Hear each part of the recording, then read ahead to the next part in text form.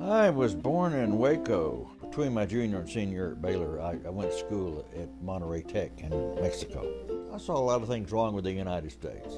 I hitchhiked to Oregon, Washington, California, rode on a tomato truck to New York, went down to Florida, went over to Havana. Pretty soon after that, I went to the Army. When we came back to the United States and got within range of some New York City radio stations, the first thing that came on the air was a commercial for a meat market. When they heard that commercial, the guys cheered. That was my epiphany.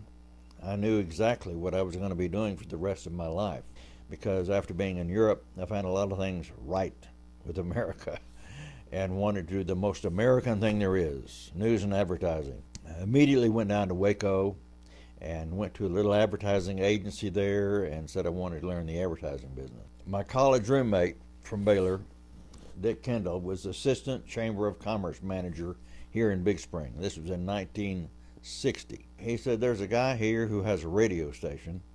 Why don't you come out? I got here in October, and by December I was assistant manager, news guy, bookkeeper, kind of the second in command. I would report on some of the things that shouldn't be reported on, like a drunk lawyer showing up at his brother's house. And I learned a little bit, and I realized then that I hadn't really had much training in journalism. And I had a call from KPRC in Houston, and then I went down there. Ray Miller at the time was news director, and he was the broadcast news guru of Texas, and learned an awful lot.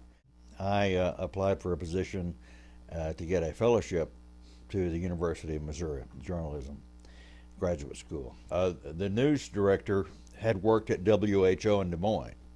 He said, say there's a position at WHO in Des Moines. You're looking for a 10 p.m. news guy. And I did an interview with an 11-year-old blind girl, and she was so enthusiastic about life. It was just precious.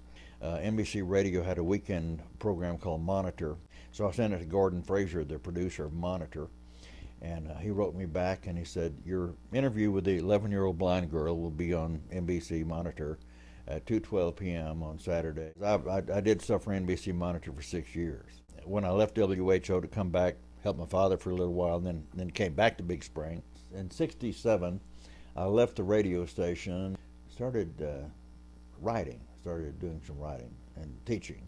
I taught at Howard College for a while. I was working at KHEM. They called me and said, we want you to do news. You do anything you want. And I said, well, I've got to have my own business. I don't know what it is yet, but I think I'll start a little radio program. And so I got 5 radio programs ready, all features, of course, and I sent them to 30 radio stations in West Texas, and I called the little program Tumbleweed. Just where the trail will wind, drifting along with a tumbling tumbleweed. He hit a home run in his very first episode, an interview with actor Jon Voight.